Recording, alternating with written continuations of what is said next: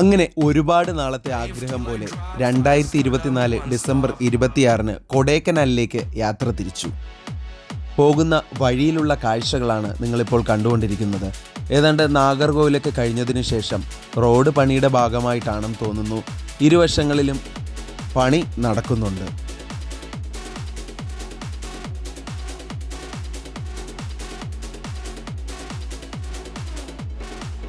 അങ്ങനെ അടിച്ചു പൊളിച്ചൊരു യാത്ര. ഒരുപാട് ദൂരം സഞ്ചരിച്ചതിന് ശേഷം ആദ്യത്തെ ടോൾ ഗേറ്റിലെത്തി.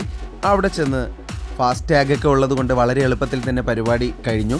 ടോൾ ഗേറ്റിൽ പോയി ഫാസ്ടാഗിൽ ടോളൊക്കെ അടച്ചതിന് ശേഷം വീണ്ടും ഇങ്ങനെ യാത്ര മുമ്പോട്ട് ഇങ്ങനെ പോയിക്കൊണ്ടിരിക്കുകയാണ്. യാത്രയിലുടനീളം റോഡിൻ്റെ വശങ്ങളിലായിട്ട് വലിയ മലകൾ നമുക്ക് കാണാനായിട്ട് സാധിക്കും. തൊട്ടടുത്ത് കാണുന്ന പ്രകൃതി രമണീയമായിട്ടുള്ള കാഴ്ചകൾ പറഞ്ഞറിയിക്കാൻ പറ്റാത്ത ഒന്ന് തന്നെയാണ്. ഇതൊക്കെ നേരിൽ തന്നെ കണ്ട് മനസ്സിലാക്കിയാൽ മാത്രമേ എത്രമാത്രം മനോഹാരിത നമുക്ക് ചുറ്റും ഒളിഞ്ഞു കിടക്കുന്നുവെന്ന് നമുക്ക് മനസ്സിലാക്കാനായിട്ട് സാധിക്കുകയുള്ളൂ. ഇത് ഡിണ്ടിഗൽ മധുര റൂട്ടാണ്. ഈ റൂട്ടിലൂടെ പോയിട്ടാണ് നമ്മൾ കൊടൈക്കനാൽ റോഡിലേക്ക് തിരിയുന്നത്. കേരങ്ങൾ തിങ്ങി നിറഞ്ഞതുകൊണ്ടായിരുന്നു കേരളം എന്ന പേര് നമുക്ക് ലഭ്യമായത്.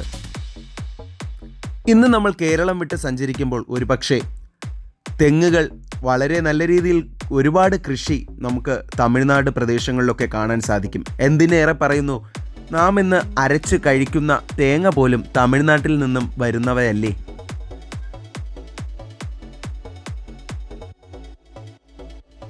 ഇനി അങ്ങോട്ട് മുമ്പോട്ടുള്ള കാഴ്ച എന്ന് പറയുന്നത് ഇത്തരത്തിൽ കറങ്ങിക്കൊണ്ട് നിൽക്കുന്ന കാറ്റാടി പാടങ്ങളാണ്.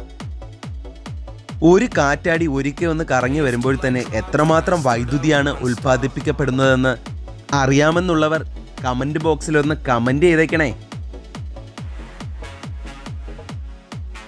വാഹനത്തിൽ സഞ്ചരിക്കാൻ തുടങ്ങിയിട്ട് കുറച്ചു നേരമായല്ലോ, എന്നാൽ പിന്നെ ഒരു ചായ കുടിച്ചേക്കാമെന്ന് പറഞ്ഞുകൊണ്ട് വാഹനം വശത്തായി ഒതുക്കിയതിന് ശേഷം വഴിയിൽ കണ്ട നല്ലൊരു ചായക്കടയിൽ നിന്നൊരു ചായയും കുടിച്ചുകൊണ്ട് വീണ്ടും ഞങ്ങൾ യാത്ര തുടർന്നു. ഇതാണ് നേരത്തെ കറങ്ങിക്കൊണ്ട് നിന്ന കാറ്റാടിപ്പാടത്തിലെ കാറ്റാടി. ആ ഫാനിൽ ഉപയോഗിക്കുന്ന അതിൻ്റെ ഒരു ലീഫാണ് കേട്ടോ. അതിൻ്റെ നീളവും വീതിയും വലിപ്പമൊന്നും പറഞ്ഞറിയിക്കാൻ പറ്റത്തില്ല. നേരിട്ട് കണ്ടു കഴിഞ്ഞാൽ മാത്രമേ അത് മനസ്സിലാക്കാനായിട്ട് സാധിക്കുകയുള്ളൂ. ആ ട്രെയിലറിൽ ഇത് കൊണ്ടുവരുന്ന കാഴ്ച എന്ന് പറയുന്നത് പ്രത്യേകത തന്നെയാണ്.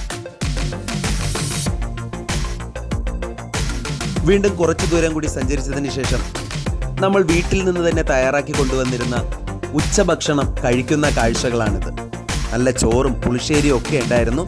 എന്തായാലും അതെല്ലാം അടിപൊളിയായിട്ട് കഴിച്ചതിന് ശേഷം വീണ്ടും ഇങ്ങനെ കൊടൈക്കനാൽ റൂട്ടിലേക്ക് യാത്ര തിരിച്ചിരിക്കുകയാണ്.